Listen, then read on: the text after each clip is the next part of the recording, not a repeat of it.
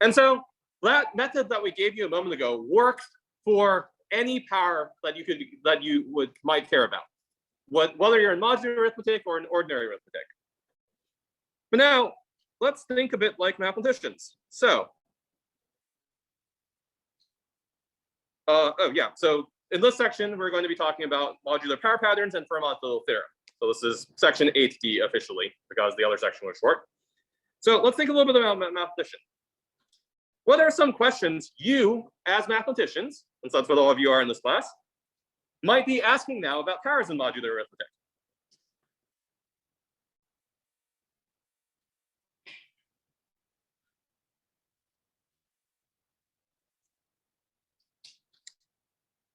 So I'll give you a hint.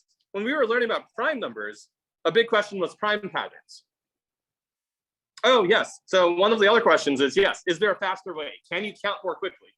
That's one of the things mathematicians care about. But another one of the things that mathematicians care about is really just patterns, right? When do things happen? When don't they happen? And one of the really weird things about primes is we don't know what the next prime is going to be. Do we know when what's the largest you can feasibly go? So the questions that we're going to care about for these power patterns include things like, oh, can you predict what the next power is going to be? Things like that.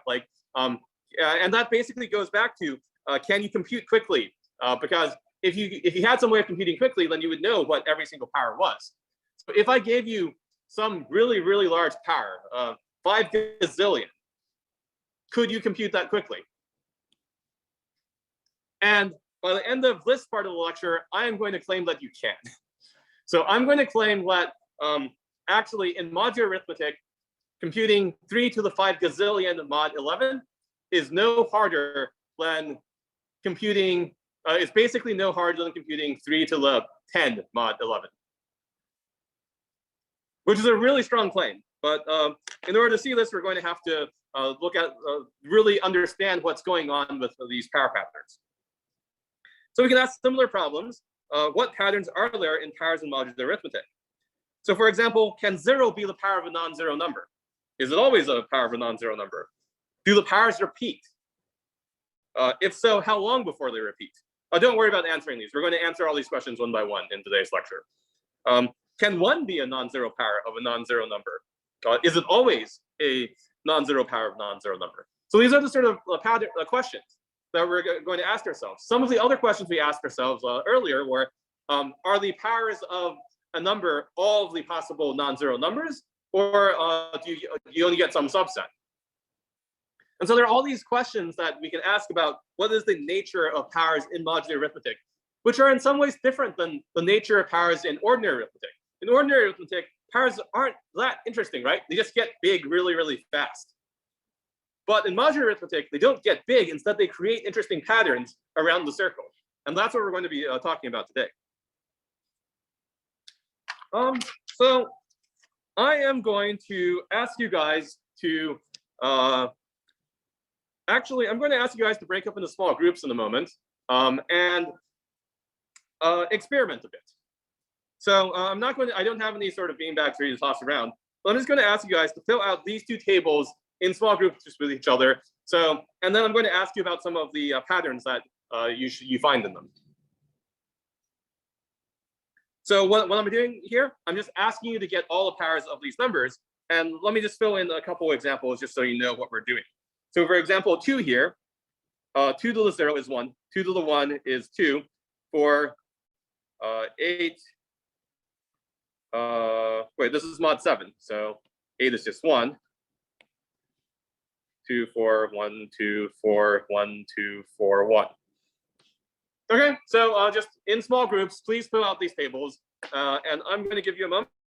For those of you who are on chat, however many of you there are, I guess you'll just have to do these yourself, but please talk to each other.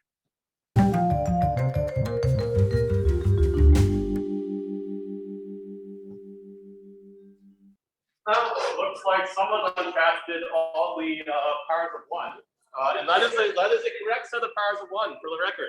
It is true that the powers of 1 are 1, 1, 1, 1, 1, 1, 1.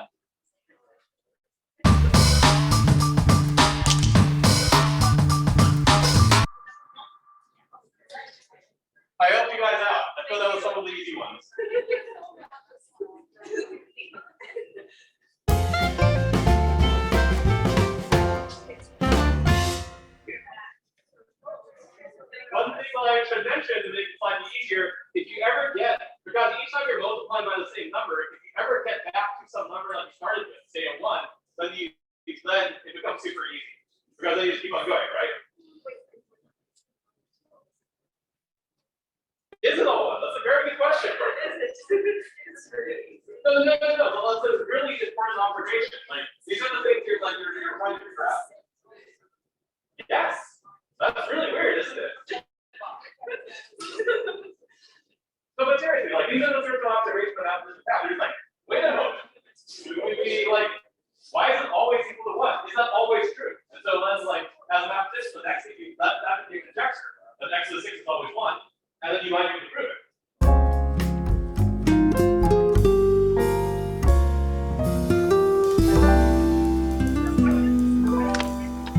Note that I've given you all the ones for 6. You should move on, or sorry, for 7. You should move on to 12 if you haven't already. And don't worry, I will be putting all of this online, so you don't, like, yeah.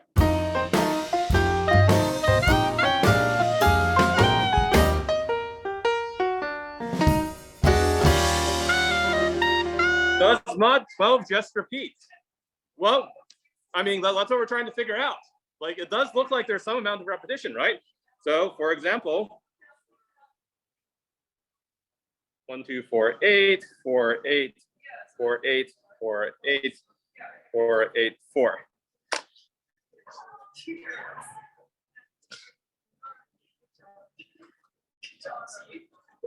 But yeah, so one of the really important questions that we have here is, how do the patterns between 7 and 12 differ? Because one of the things I want you guys to notice is that 7 and 12 as modulus really differ in their patterns.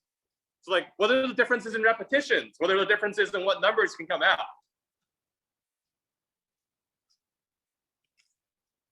And I'll give you guys, how far along are people? Are people done with?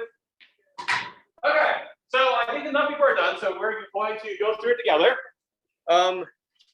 So the thing I wanted to point out, which many of you have noticed now, is that for the 6th one here, 1, 6, 6 squared is 36, but 36 mod 12 is 0. And each time you multiply by 6, you're just going to keep on getting zeros.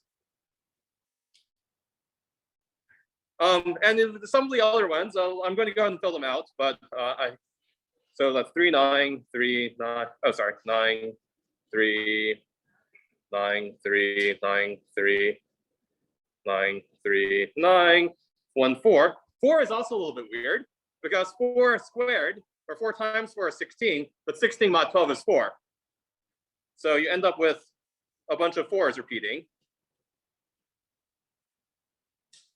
And for 5, you just swaps between 1 and 5, because 5 squared is 25, mod 12 is 1.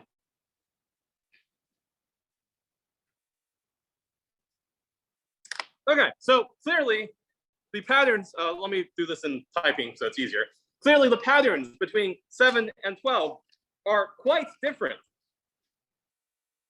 And so now that we've seen these examples, let's try to answer a few of the questions that I had earlier. And I know we didn't prove anything yet. We're going to do that in a little bit because we are actually going to be getting into proofs in this class now that it's near the end. But so let's ask a couple questions. Can 0 be the power of a non-zero number?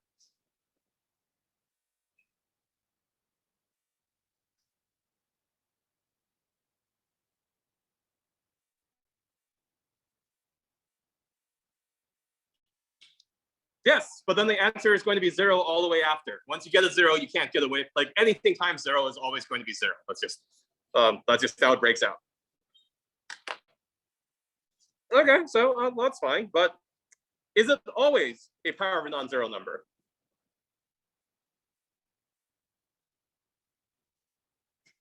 Yeah, you notice that in the chart for mod 7, we didn't have any zeros. I mean, other than like you just never had a 0 as a power of a non-zero number. Let me actually write this down. Yes, no. Do the powers repeat? So do you always get some repeating pattern? And the answer was very much yes. And it turns out we're also going to prove that. Your powers will always repeat. No matter what your numbers are, your powers will eventually repeat. But then a slightly more interesting question. If so, how long before they repeat? Is there some maximum amount of time before they repeat? Or is there some minimum amount of time before they repeat? Can they just repeat constantly?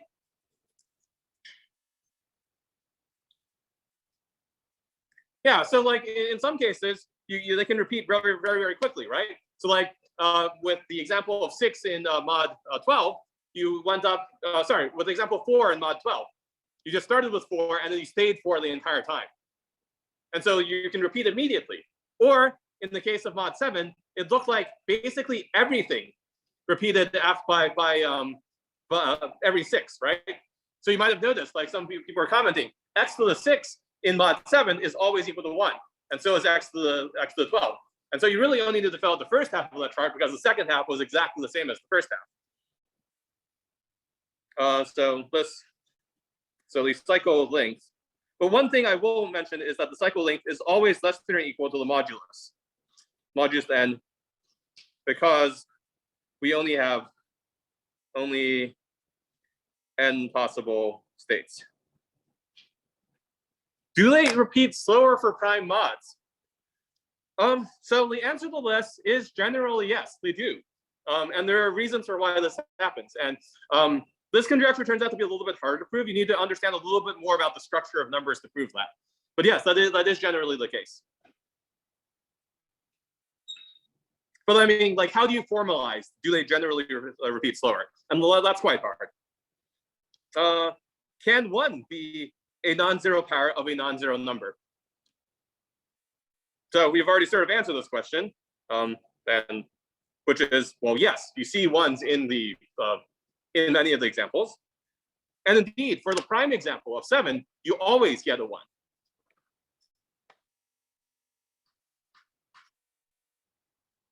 But is it always? Yes, for prime. Oh, sorry, I just skipped ahead and gave you the punchline. So, okay, well, anyway, so let me go ahead and write that. Yes for prime, no for non-prime. And what's the difference between mod 7 and mod 12? Why is the behavior different? Well, the difference is, as we've been discussing, prime 7, non-prime 12. And it turns out this yes is only if non-prime. Okay, and let's see. Yeah, so 7 is prime and 12 is not, and that makes all the difference. It's sort of like when we were talking about division, right? When we were talking about division in a prime modulus, you can do all divisions except dividing by 0. But in the non-prime modulus, things go wrong in all different ways. Sometimes you get multiple answers, sometimes you get no answers. And so, does this work for all prime mods? Yes, it does. And that's the sort of conjecture that a mathematician would come up with after, so you wouldn't just try 7. You try 5, you try 7, you try 11, you try 13, and so on. And you would find the same pattern every single time you did it. And then you'd have a conjecture. And as a mathematician, then, well, you'd have to prove it. And so let's, in our last 10 minutes, let me start on a couple of the proofs. We're not going to get through all of them because I decided to take the time and make you guys do this instead of just doing it all myself. But let's see. So let me start by giving a fairly simple proof. Fairly simple proof. I mean, it's still a proof, so it's still a bit complicated. But I'm going to claim that the modular powers always repeat. Okay, so that's sort of what we saw, right? Like, no matter what the powers were, eventually they would start repeating. So I'm going to claim that they always repeat. Furthermore, I'm going to actually, in this proof, I'm going to show that they always repeat within the modulus. So they're never going to take longer than the modulus to repeat. Sometimes they take that long, sometimes they repeat much more quickly. So let's prove this.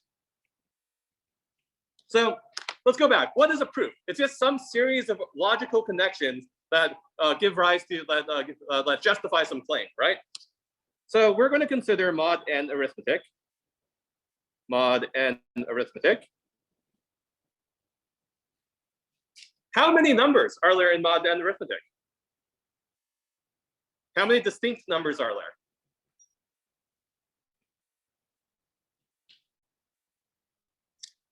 Okay, so we have both n and n minus 1. The answer is n because you also have 0. So there are n distinct numbers. Numbers 0, 1, 2, all the way through n minus 1. All right, so there are n numbers, 0 through n minus 1. And now notice, x to the n plus 1 is equal to, or is equivalent to x times x to the n, right? So that's pretty straightforward. And so what this means is that it depends only on the previous power. So if you know x to the n, you don't need to care about any of the previous powers. Then you can get x to the n plus 1 pretty easily, right? So thus, if x to the I is equivalent to x to the j. So what let's say for I not equal to j. So if they're ever equal, okay? So if x to the I is ever equal to x to the j, then x to the I plus 1 is then going to be equivalent to x to the j plus 1. And x to the I plus 2 is going to be equivalent to x to the j plus 2. And so on, right? So on repetitively. So basically, if you ever repeat a number, if you ever see a number twice, then after that, the two repetitions are entirely synchronized. So if you have ones, then the next numbers are all both the same, and the next numbers are the same, and the next numbers are the same, and so on. Because each time you're just multiplying by the same thing, and so you're not changing anything. But now, this is where, like with ordinary integers, well, the same, everything so far is still the same, but with ordinary integers, you have an infinite number of them, so you can keep on going bigger. But here, we only have a finite number of them. We only have n possible numbers. So that means that if I give you n plus 1 numbers from n possible numbers, there has to be some repetition in there. So this is actually, I'll go ahead and mention this. This is called the Pigeonhole Principle. Why is that? Because let's say that you have a box with a bunch of pigeonholes. 1, 2, 3, 4. Okay, so let's say we have n boxes. And let's say we have n plus 1 pigeons. My claim is that if we have n boxes and n plus 1 pigeons, and let's say we have n plus, I cannot draw pigeons, so I will not even try to do that, but I'll just put a little dot in there. So if you have n plus 1 pigeons, that implies that some box has at least 2 pigeons. Okay? Why is that? Because if you have n boxes and n plus 1 pigeons, and you throw all the pigeons in the boxes, then some box must have 2 pigeons, at least 2 pigeons, right?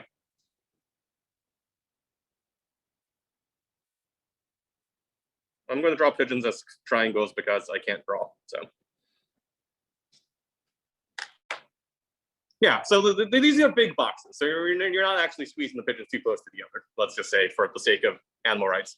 But yeah, so this is the pigeonhole principle. This is actually what it's called in mathematics. So this is called the pigeonhole principle. And notice here, instead of pigeons and boxes, we have numbers. So note that we have n numbers. Note that there are n plus 1 numbers in the set x to the 0, x to the 1, all the way through x to the n. Right? If we just list out the first, the powers from x0 to xn, there are n plus 1 numbers in there, but we only have n numbers. And so if we have n plus 1 numbers and we only have n distinct numbers, then 2 of those numbers must be the same. So thus, for some xi, I wrote that wrong. For some I not equal to j, xi is congruent to xj. So modular powers repeat.